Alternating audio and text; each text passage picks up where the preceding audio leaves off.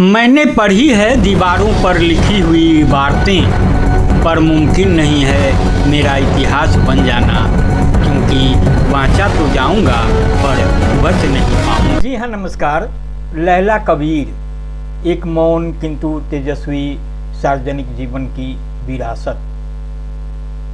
जब कोई नाम मंचों से दूर रहकर भी जनमानस के हृदय में अपनी जगह बना ले तो समझिए वह व्यक्तित्व केवल भौतिक उपस्थिति नहीं बल्कि एक मूल्य बन चुका होता है।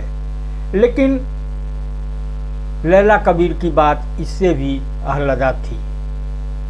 लैला कबीर एक ऐसा नाम है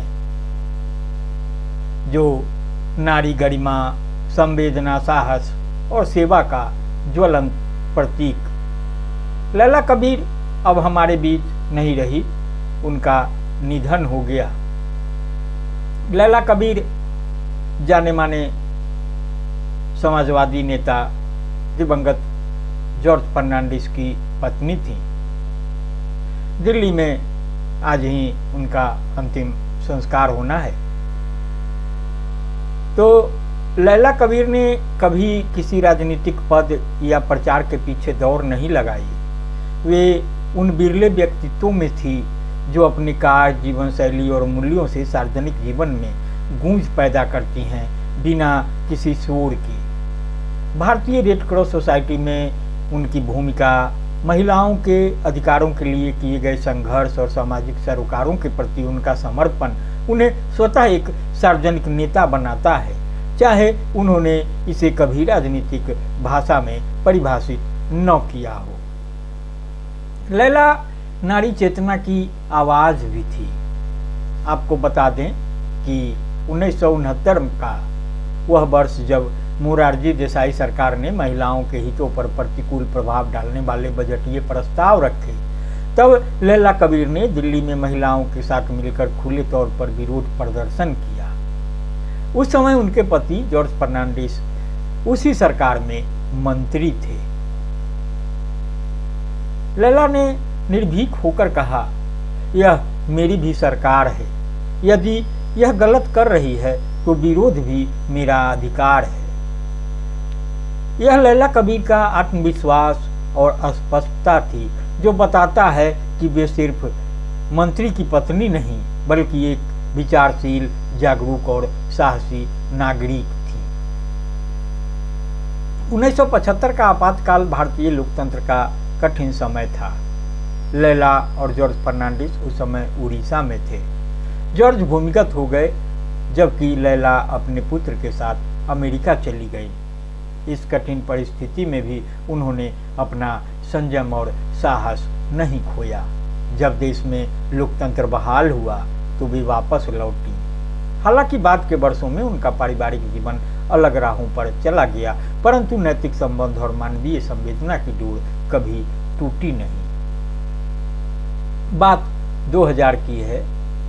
2000 के दशक में जब जॉर्ज फर्नांडिस गंभीर रूप से अस्वस्थ हो गए, लैला कबीर वापस लौटी। उन्होंने बिना कोई सार्वजनिक घोषणा किए अपना पूरा समय और ऊर्जा उनकी सेवा में लगा दिया।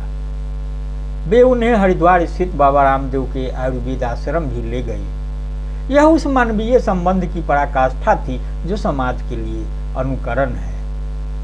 तो लैला कबीर का जीवन एक आदर्श है कि नारी केवल भाषणों में नहीं कर्म में बसती हैं। लैला शिक्षित थीं, सामाजिक रूप से जागरूक थीं, राजनीतिक संदर्भों को समझती थीं, लेकिन उनका मार्ग मौन नेतृत्व का था। उनकी गरिमा उनके संकोच में नहीं, उनके संतुलन में थी। तो कल ही लंबी बीमारी के बाद लैला कबीर ने अंतिम सांस ली।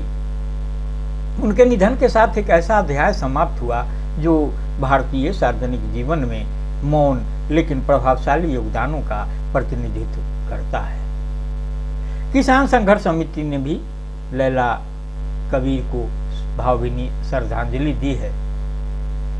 किसान संघर्ष समिति के अध्यक्ष डॉक्टर सुनीलम ने कहा है कि किसान संघर्ष समिति अत्यंत दुख के साथ सूचित करती है कि श्रीमती लैला कबीर अब हमारे बीच नहीं रहीं। वे लंबे समय से कैंसर से पीड़ित थे उनका दाह संस्कार आज ही यानी 16 मई को दिल्ली के ग्रीन पार्क श्मशान घाट में किया गया। लैला कबीर एक समर्पित समाज सेवी थी और उन्होंने वर्षों तक रेड क्रॉस संस्था से जुड़कर जनसेवा का कार्य किया, जैसा कि मैंने ऊपर में भी बताया है। तो डॉक्टर सुनीलम कहते हैं कि लैला कबीर अपने जीवन के अंतिम दिनों तक सामाजिक कार्यों में सक्रिय रही। चूंकि जो किसान संघर्ष समिति के अध्यक्ष हैं डॉक्टर सुनीलम समाजवादी आंदोलन से जुड़े हैं, तो जॉर्ज फर्नांडिस से भी उनकी नजदीकियां थी। स्वाभाविक रूप से लैला कबीर से भी जान पहचान थी, खासी जान पहचान थी, उनके ताल्लुकात थे। तो डॉक्टर सुनीलम कहते हैं कि मैंने लैला कबीर को पहली बार तब जाना जब पीएचडी करने के लिए दिल्ली गया। उस समय वे 26 तुगलक क्रेसेंट पर निवास करती थीं। जॉर्ज फर्नांडिस जी की पत्नी होने के नाते समय समय पर उनसे भेंट होती रही। जॉर्ज फर्नांडिस जब अस्वस्थ हुए तो लैला जी ने कई वर्षों तक उनकी निस्वार्थ सेवा की। जॉर्ज फर्नांडिस का निधन उनके पंचशील पार्क स्थित आवास पर हुआ और वही अंतिम दर्शन के लिए उनका पार्थिव शरीर रखा गया था। यह उल्लेखनीय है कि जॉर्ज फर्नांडिस और लैला कबीर का विवाह 22 जुलाई 1971 को हुआ था। उस समय लैला कबीर रेड क्रॉस में असिस्टेंट डायरेक्टर के पद पर कार्यरत थी। उनके पिता हुमायूं कबीर देश के पहले शिक्षा मंत्री थे। 1975 को जब देश में आपातकाल लगाया गया, उस समय जॉर्ज और लैला उड़ीसा में थे। जॉर्ज साहब बेस बदलकर भूमिगत हो गए, जबकि लैला जी अपने पुत्र के साथ अमेरिका चली गई।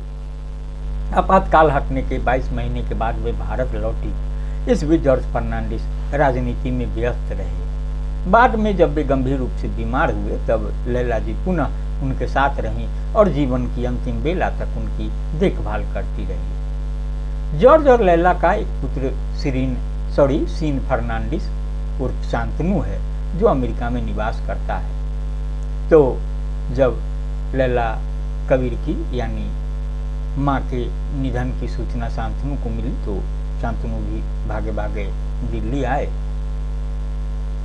जैसा कि सुनीलम ने बताया है कि जॉर्ज साहब के निधन के समय शांतनु से उनकी मुलाकात हुई थी। तो अंत में मैं भी newsletter with Rakesh Ranjan की ओर से लैला कबीर को श्रद्धांजलि अर्पित करता हूँ और यही कहूँगा कि लैला कबीर को याद करना केवल एक व्यक्तित्व को स्मरण करना नहीं है, बल्कि उन मूल्यों को पुनर्जागृत करना है जिनसे सार्वजनिक जीवन की आत्मा पुष्ट होती है। कर्तव्य, करुणा और चरित्र। वे भले मंचों पर नहीं दिखी, पर आज जब वे नहीं हैं तब उनके मूल्य की गूंज हर संवेदनशील हृदय में सुनाई दे रही है। तो यही होता है जीवन। तो फिलहाल इतना ही। संजय दिव्य से सुनेंगे, गुनेंगे, प्रतिक्रिया अवश्य देंगे, लाइक करेंगे, शेयर करेंगे। नमस्कार।